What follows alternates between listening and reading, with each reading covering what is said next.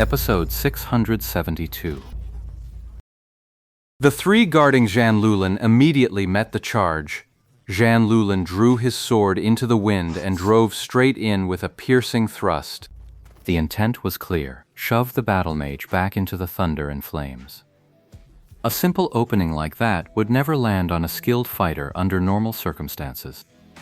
But Jean Lulin wasn't alone this time. To his left, fellow battle mage Xiao Bei struck with falling flower palm. To his right, Ye Shi's grappler slammed both fists into the ground, unleashing a shockwave minefield. Three fighters working together, the attack range was enormous.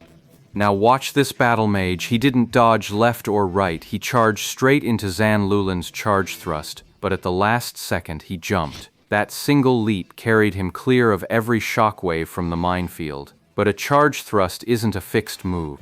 The moment he saw the opponent leap, Jean Lulin flicked his mouse, and the tip of his berserker's sword angled upward, still aimed straight at the battle mage in midair. "Roll back," Yi Shu called out. But the three in front all looked confused, none of them sure who he was talking to. Could he mean me? Jean Lulin was facing the opponent directly, so the prompt was probably meant for him. He had no more doubts about Yi Chu. Without hesitation, he immediately prepared to roll backward. But that single moment of hesitation had already cost him dearly.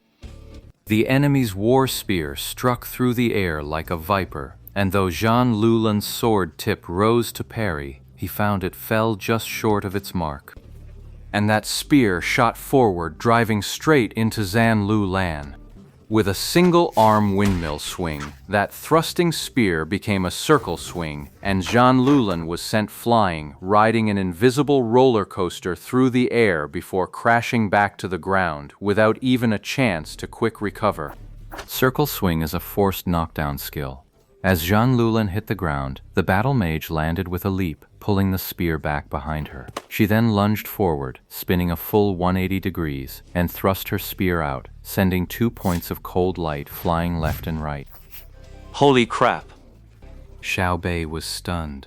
As a battle mage himself, he recognized the technique. It was the low-level skill double stab, 2 rapid thrusts in succession. But this battle mage had actually split those 2 thrusts to strike 2 different opponents. That required an incredibly high level of skill.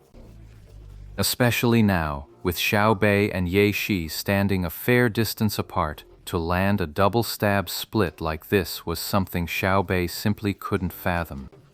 This strike came so suddenly that neither of them could dodge. The double stab had a slight knockback effect, but since it struck 2 targets at once, the impact was weakened. Still, both of them were pushed back half a step. The battle mage immediately spun around. Before him, the 4 exposed players had no cover. He charged forward, already raising his hand, and struck out with a falling flower palm. Deception reacted fastest, springing out like a coiled shot, twisting midair to plant both feet in a sparrow drop. This skill activated fast, and the angle of attack could be freely adjusted by the user. When it came to picking off other players, Deception was a perfect shot every time.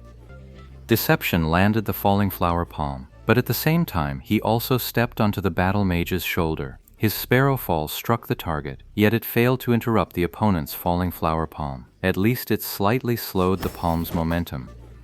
The palm strike blasted forward across the sea, but he sidestepped with a backflip, dodging the impact. Deception planted a foot on the battle mage's shoulder, ready to slide down backward, already swinging the hilt of his blade wide for a rear chokehold. Dodge. Just then Lord Grimm called out like that. Deception hesitated for a moment, then saw a flash of spear light. His falling body came to a halt midair, and a mass of magical sea winds swirled together, all of them sent to him in that single blow. Explosions of magical runes rang out in rapid succession midair. Deception's body spun like a top before being hurled away. He had been blasted clear by the sheer force of the runes. Just then, thunder and fire clashed ahead once more. The opposing elementalist had also cast a heaven's wrath and earth's blaze, instantly engulfing the 3 members of Jean Lulin who had just been knocked back by the battle mage. Several figures burst out of the blazing thunder and fire ahead, only to charge straight back into their own comrades' storm. Within the blaze of thunder and fire, everything was blurred and indistinct, the roar of lightning nearly drowning out the sounds of battle. But soon, 3 figures were sent flying. Zan Lulan and his team blasted out of the formation. Zan Lulan and Ye Shi hit the ground with a quick recover, dropping into a crouch. Xiao Bei, however, face-planted directly at Lord Grimm's feet. Clearly, the enemy had used a forced knockdown skill that couldn't be recovered from. Then a small ball of condensed lightning crackled into view, buzzing with electricity. The group was stunned. This was the Spellblade skill, Lightning Ripple Array. After the initial clash, it was Ye Shu's side that struck first through Geichang Hai, but in the blink of an eye, they were swept clean off the field. Zan Lulan, Xiao Bei, and Ye Shi were caught in the Thunderfire trap and then tossed back out. Deception's Sparrow Drop did land a hit, but from the look of things, the opponent could have dodged it. They just didn't see the need. Deception's practiced combo was quickly interrupted by an even faster attack from the opponent. Sent flying by a chained burst, he spun wildly through the air before getting cartoonishly plastered against the wall. Jihei was forced back by a falling flower palm. He and the cleric, Qianye Roli, had yet to take any damage, but the 2 who needed protection were now completely exposed to the enemy battle mage, and the threat they faced was immense. They had barely exchanged the first blows, and the other 4 hadn't even come into clear view yet, but their formation was already shattered. Now a lightning surge array had been laid out, a crackling orb of electricity gathering power like a coiled spring. Everyone knew the Spellblade was channeling. Once the cast finished, every player within the spherical zone centered on that orb would be struck by lightning. 100% hit rate, no escape possible, whether in the sky or underground. The only way to avoid it was to flee the lightning wave formation's attack range.